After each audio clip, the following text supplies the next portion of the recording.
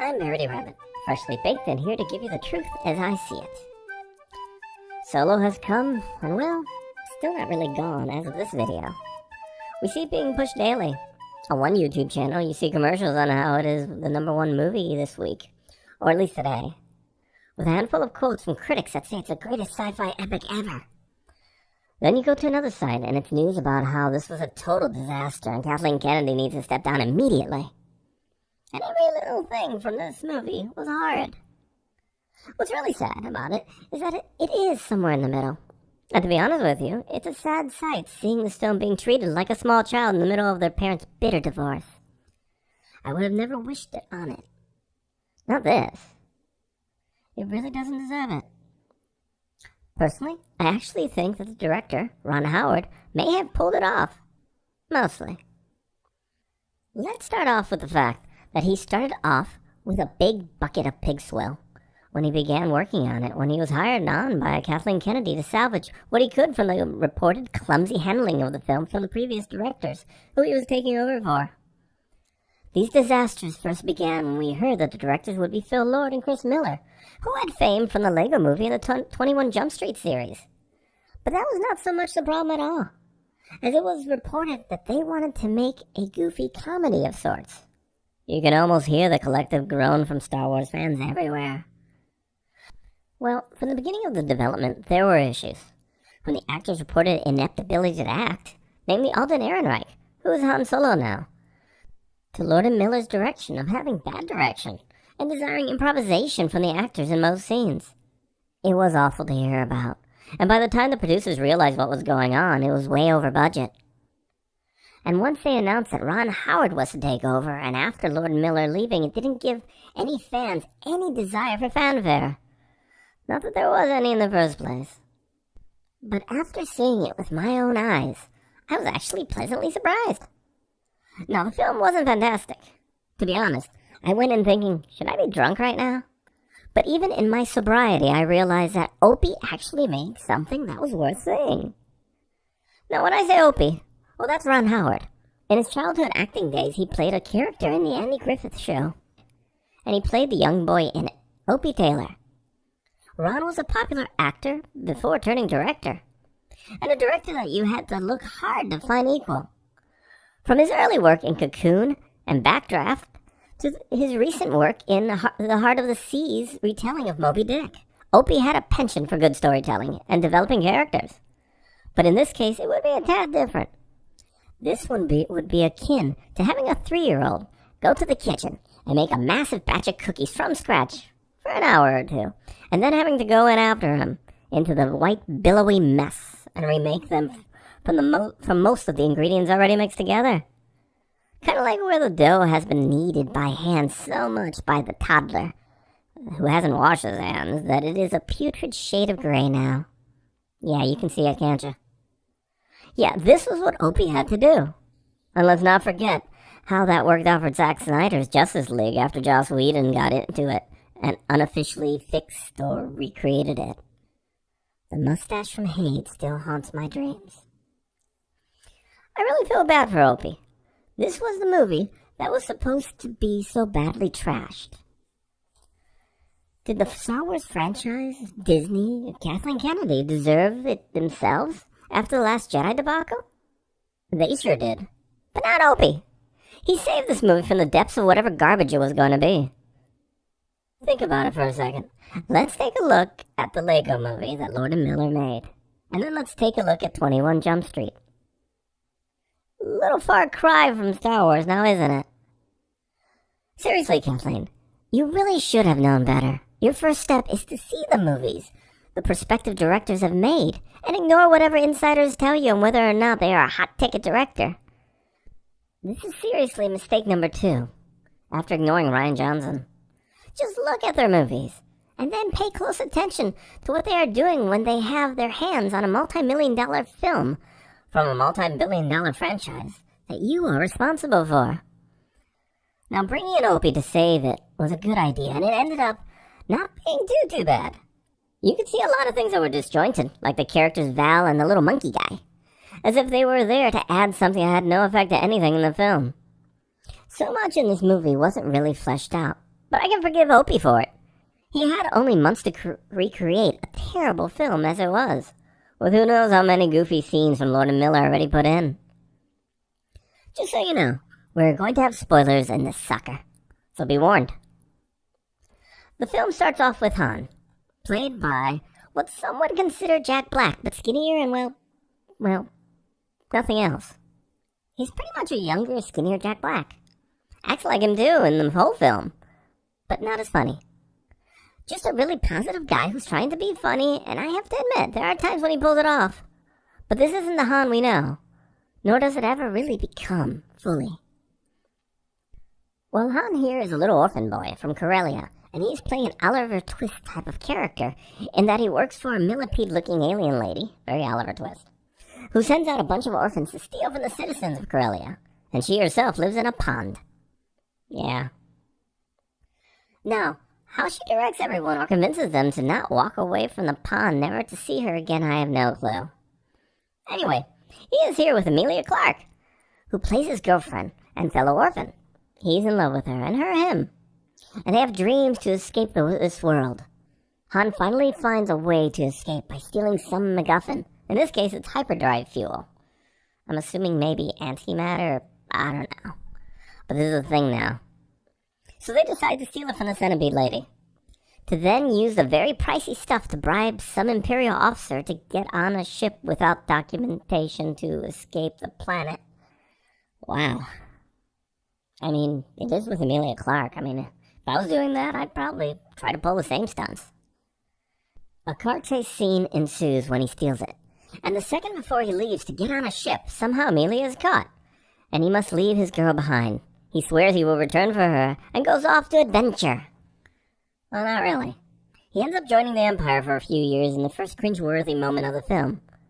For some reason, Ron Howard, or whoever was responsible for this, here's looking to you, Kathy, decided to clarify the origin of Han's last name, Solo. Was anybody ever really curious about that? No, I didn't think so. Personally, I just thought it was his family name, and that's pretty much it. Well, here he states that he is alone with other people, and the Imperial recruiting officer looks at the form he's filling and says, Han Solo. Yeah, there you have it. He goes off and joins the Empire for about 3 years. And at the end of the 3 years, you see him grizzled and frustrated with everything. The death and destruction the Empire has done, he's seen firsthand. The chaos where one group overturns another, and the endless feudal cycle that all amounts to nothing, and changes Han from the young, naive boy to the strong, silent, scrupulous Solo that we all know and love. No, I'm just kidding. After watching his fellow Imperial soldiers die for 3 years, he's just as naive and goofy as ever before, and perhaps even more Jack Black-like. One day, in this Imperial encampment on a particular planet, he comes across a group of individuals that act out of the norm, and comes to the realization that that group isn't part of the Imperial Army. And here we are introduced to Beckett, the leader of this group, played very well by Woody Harrelson, Thandie Newton, and some monkey with 6 limbs, or is it 8? Whatever. They die pretty quickly without fanfare in the next act, so there was barely ever any point to know them. Anyway, they immediately betray Han, and have him sent to be eaten by the infamous creature in the Imperial jail, a la the Rancor monster in the Return of the Jedi. And we come to see our second cringy moment. Right before Han is about to get eaten, he realizes that it's a Wookiee. Yes, it's Chewbacca, and Han starts to speak the language of the Wookiees. Apparently there are 3 dialects. Yes, I looked it up. And coincidentally, Han, a little orphan boy from Corellia, can speak it. He does sound pretty stupid speaking it, but hey, it's Star Wars, we'll forgive it. They make a deal and escape, still chained together like Sidney Poitier and Tony Curtis in The Defiant Ones. Kids, go ask your parents about that one, when films are really good. And for some reason, he goes back to the people that just betrayed him, thinking that they will let him join their group. What a silly idea. They do. And here we have the next act, which is essentially a heist, where they go to a train and try to steal a car from the train that has hyperspace fuel, known as coaxium. What a coincidence! An antagonist shows up They look like kids that got lost playing the bungee game Destiny, looking to score some more loot boxes. In this case, the coaxium antimatter hyperspace fuel MacGuffin on the train car. Woody's team dies, but Woody, and they fail. And not because the Imperial forces protecting the train overpowers them, but because Han was too scared in playing a game of chicken with the Destiny gamers. Which sounds exactly like something Han would do. Be too scared to play chicken. I have to say, I did enjoy Thandie Newton's character in the film, as little as we saw of her. I wish there was more of her that this film could have used to take advantage of her acting prowess. She played well next to Woody Harrelson as his love interest, which was odd because he mentioned that this was their last job, and he's going to retire with her and make good on some promises made to her over the course of their long-term relationship. He really seemed like he cared for her, and her him. But almost immediately after she's buried, he has other things in mind, and he doesn't talk about her in any way for the rest of the movie. So there. Apparently Woody has made a deal with a crime boss to get this fuel from the train, and now that it's gone, he must face the crime boss empty-handed. He does this with Han and Chewie, since Han convinces him that he could help him somehow, even though he's the one that just lost the fuel by being too scared. They go to the boss's lair, which is a traveling tower filled with partygoers. I have no idea at this point. And here he meets up with the powerful crime lord. And no, it's not Jabba. I was shocked too. It's Paul Bettany, with some tattooed junk on his face. He played it pretty well, as Paul Bettany would, and gives them another chance to redeem themselves. And coincidentally, traveling on the tower ship on the other side of the galaxy in some place that's supposed to be super hidden, even from Imperial forces controlling the entire galaxy, Han meets up with his old orphan girlfriend. They immediately embrace and kiss passionately, as he is shocked to find her, and they start talking for hours about what happened to each of them, and trying to figure out how they can escape this place and their predicament. No, I'm kidding. Again, sorry. They hug. He tells her that was coming back for her, and she vaguely mentions how she ended up there. It's a pretty short conversation. I think in the film they were giving the impression that she's some sort of slave girl, because all crime bosses in the Star Wars universe have to have one. There was so little development in their relationship that at this point I barely cared, because I really didn't know who she was in the first place to even care about her. She was just a girl sitting in a car that he had while they were going on some sort of car chase. I cared so much more at this point about Woody and what was going on with him. So, they make a deal with Paul Bettany and go on another heist to the prison mines on Kessel, where there is unrefined hyperspace fuel to nab. But they need a fast ship for some reason. And the only person who has one, like they need, is Lando, and his toaster-looking robot lover who's into equal rights and revolutions. So, yeah. Would you believe that C-3PO had more curves than this robot? The important bit is that Lando's played by Childish Gambino, and he plays a spot-on impersonation of Billy D's Lando. It was awesome seeing him act like that debonair character that we all loved. Lando joins their team to get the MacGuffin fuel on Kessel. Not really much of this is memorable. Let's see. They break in with the Millennium Falcon. Chewie finds some Wookiees to help him. The robot lover girl starts a revolution she seems to half care about to get the hyperfuel stuff. The robot dies, and Lando runs out cradling it as they escape, and he gets shot. Oh, and when they escape, they meet up with a Cthulhu monster next to a black hole-ish gravity well near Kessel. They elude them both, because now Lando's Robo-Love has been plugged into the Millennium Falcon, which may be their way of explaining how finicky the Millennium Falcon is, because it has always had the mind of an arrogant political radical. Just as a note, why was Lando in love with this arrogant, selfish radical, who never really showed that she cared about him in the least? She was a massive jerk that seemed to be abusing all the robots, and Lando and Han. Yeah, she was awful. Should I call it she? I mean, it's a robot. I have no idea anymore. They have to process this fuel, so they land on another desert planet to do it at the final moment before the fuel would have blown up. Right before they can get to the refined fuel thingies, they are confronted with the earlier Destiny gamers that were chasing them earlier. And this is where we find out that this was a group that later became the rebellion against the Empire. So, Solo was there when the rebellion started too. The coincidences are amazing in the Star Wars world.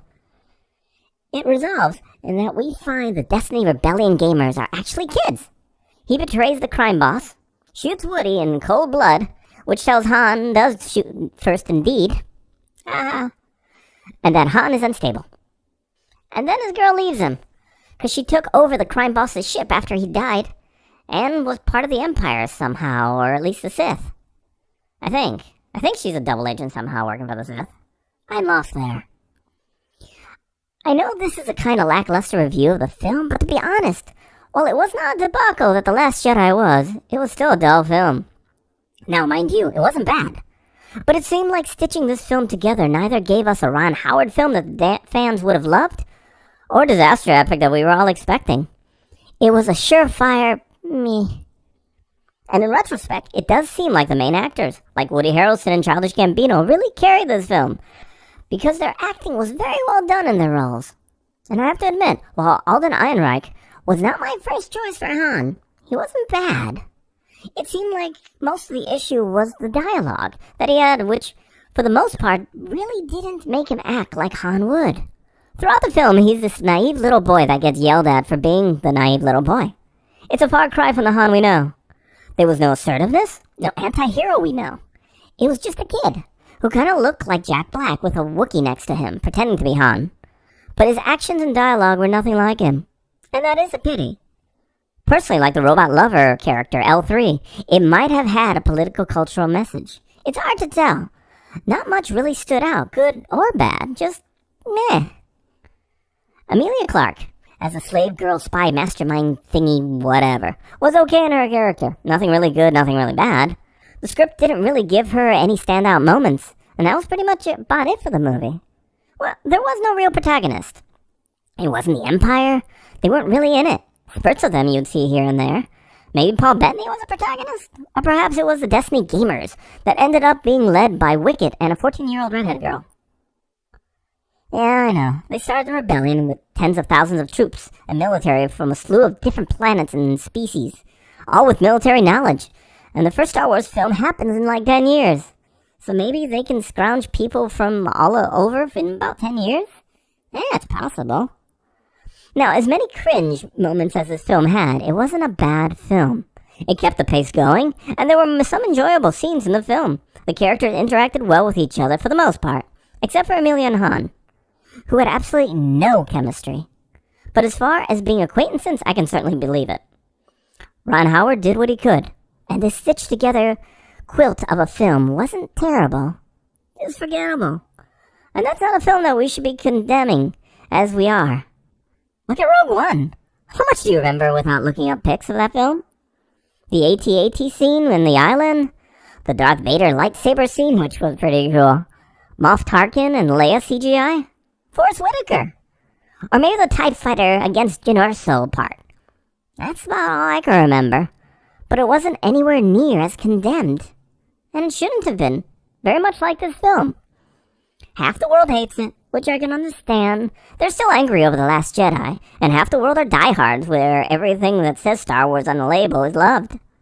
And then there are those who just like it or hate it based on its own merits. And unlike The Last Jedi, this film actually had some merit. I only wish there was another way for the fans to express their displeasure than to demonize an okay film, which this was. Especially for what they had to work with from the beginning. But before I conclude, I really need to get something off my chest that deals directly with this. It did get me a bit irate when Looper and all those other movie review news sites had their list of reasons that Solo did not fare well and that it was a good thing. And in none of them did they mention the obvious. The massive backlash of The Last Jedi debacle. What, is everyone trying to cover the elephant in the room? It's a dang big elephant. Dumbo got nothing on this boy. Since everyone saw The Last Jedi, about half the entire Star Wars audience, arguably more, were grumbling about boycotting Solo for such a long time. And now none of these movie review sites can even fathom that might have been the potential reason? Dear Lord, they aren't that dense and you all know it. Please keep in mind whenever you go for them for news and info. It's ridiculous. Now, let me give you my list about why Solo failed. The top 5. Number 1. The Last Jedi being a disaster that not only destroyed, for many, the Star Wars franchise, but it also killed off beloved characters in inane ways that really never needed to be killed off. They could have just retired on Tatooine, or maybe once in a while they can show up in a movie or cereal box. But no, they had to kill him. The Force Awakens did that, and especially The Last Jedi. Number 2. Gossip about Lord and Miller being totally out of their league and screwing up the production of Solo with about 32 takes per scene, just so they can get improv work. You need 32 takes to get one improv scene right? Excuse me, Phil. Excuse me, Chris. If you're nearing 32 takes per scene or anywhere around that, maybe you should give that up and stick to the script of the scene. Those actors apparently can't do impromptu. Not everyone can. Number 3. Bad gossip about Alden Ehrenreich being a bad actor. Not just not fitting the role of Han Solo, but being a bad actor, needing to have classes at the time of production of the film. Personally, I've never seen Alden act until this movie, and he wasn't too bad. He wasn't Solo for me, in the least, and kind of seemed like he played it like a little wussy boy. Very different from the cocksure Han Solo we are all used to, the one that was really sure of himself. Now, I don't know if that's the fault of Alden, Opie, the script, or Kathleen Kennedy. But I know where I'd bet my dollar, Kathy. And all this gossip made the already lackluster fans become much more lackluster at the time. We know how Disney has treated their heroes, killing Han like a pig on a market, making Luke wuss out of a fight, and then fade away to nothing because he tired. And then making Leia marry Poppins' Jedi. Yeah, one could imagine that they would treat their young version of Han with much disrespect and change him entirely. So can you blame them for not wanting to see this film? The fans, that is. Because for the most part, that's what they did. He's a milquetoast, being yelled at by everyone, but especially the girls in the film. Especially the girl robot toaster. That's not the Han that we know. Number 4. ATSTs. In other words, Star Wars fatigue. And not because people are tired of Star Wars itself, but rather the same old drummed-up stories. Good guys battle the Empire, over and over. I mean, we really could have made this movie without seeing much of the Empire at all. But they're in there, popping up like little gophers you gotta whack to get them to go away for a while. Then they pop back up. They really didn't add anything to the film. But they were put there like callbacks to remind you that this was a Star Wars film. They have to be in there. That's what people are tired of. And in this movie, you will expect the same callbacks to previous films, which there was a whole lot of. And like The Force Awakens, we see the characters recreate iconic moments and or recite old lines or lines very close to the original ones to remind you, yepers, this is the same character. Remember from that previous film? All this so we can get all those nostalgia feelings in our tummy that we are so sick to death of. Please, Disney, stop doing that and make something original. Number 5. At the final minute before the movie opened in the US, they decided to tell us that Lando, the iconic character we had loved so much for being sly, cool, and the greatest ladies' man in the Star Wars universe, is pansexual and can be attracted to anything. Like his toaster-looking robot. Yeah, that's all going to draw massive crowds. You go, Kathy girl. Why did we have to know about his personal sex life? I mean, whose business is it but Lando's himself? Does the pandering have to be that audible? Does the nose really need to shine out that brown? I think not. Have some dignity. And if you want to put a new gay character in it, or pansexual character, then do it. But don't boast how awesome and inclusive you are. Just make a movie. And if you have to make Lando in love with what seems to be a radical feminist toaster, at least make it with some dignity on Lando's part. Jeez. It's such a far cry from the Lando that we have known and loved for so many years, and respected. And Childish Gambino's acting would have played up the original Lando's character part so perfectly, like he pretty much did in this movie, but it would have been better. See, not only did none of us want to see a Solo film when he was young, but also not in the form that they were going for. It didn't really feel like a Star Wars film, but it felt more like cosplayers running around on some sort of YouTube skit that they created. Except for Woody Harrelson, Paul Bettany, and Childish. It did give us something interesting to watch. While it was hard to take it seriously, it was okay.